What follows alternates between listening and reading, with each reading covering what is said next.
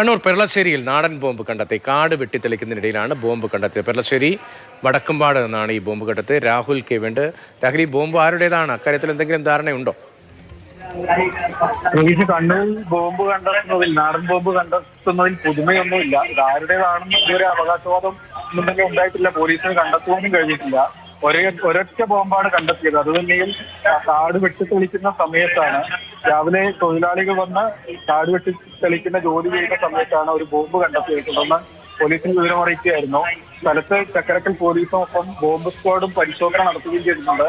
കൂടുതൽ ബോംബുകളൊന്നും കണ്ടെത്താൻ കഴിഞ്ഞിട്ടില്ല. ഏതായാലും അത് ഈ കണ്ടെത്തിയ നാടൻ ബോംബ് നിർവീര്യമാക്കുകയും ചെയ്തിട്ടുണ്ട്. കൂടുതൽ അന്വേഷണവും പരിശോധന വേണമെന്നാണ് പോലീസ് പറയുന്നത്. ഏതായാലും രാഷ്ട്രീയ ആരോപണം എന്നൊക്കെ അങ്ങോട്ടും ഇങ്ങോട്ടും ഇതിനകം തന്നെ ആരംഭിക്കുകയും ചെയ്തിട്ടുണ്ട്. പോലീസ് ഏതായാലും കൂടുതൽ കാര്യങ്ങളൊന്നും വ്യക്തമാക്കിയിട്ടില്ല. ശരി, ഒരു പുതുമയുള്ള കാര്യമേ അല്ല കണ്ണൂരിൽ ഇങ്ങനെ ബോംബ് കണ്ടെത്തുന്നത്. ഇപ്പോൾ പെരളശ്ശേരിയിലാണ്. ആരുടേതാണെന്ന് ആരും സാധാരണയിൽ അവകാശവാദം ഉന്നയിക്കാറുമില്ല. സാധാരണയിൽ പോലീസ് അത് കണ്ടെത്താറുമില്ല എന്നുള്ളതാണ് അവിടുത്തെ യാഥാർത്ഥ്യം. രാഹുൽ കെ വിയാണ് വിവരങ്ങൾ നൽകിയത്.